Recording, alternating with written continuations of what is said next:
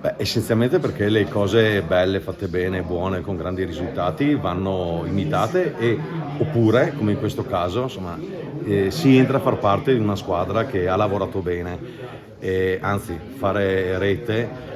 non solo a parole, ma con i fatti è fondamentale, non solo per le amministrazioni, ma soprattutto per le attività del commercio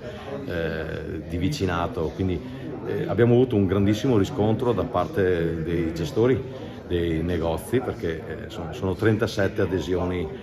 al primo anno, insomma, un numero molto molto elevato, quindi questo ci fa pensare che siamo sulla strada giusta. Il risultato che avrà il concorso,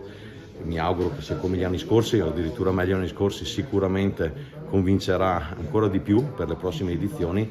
a far entrare ulteriori attività del distretto del commercio e a lavorare ancora, a fare ulteriormente rete e relazioni tra amministrazioni, ma soprattutto tra gestori delle attività.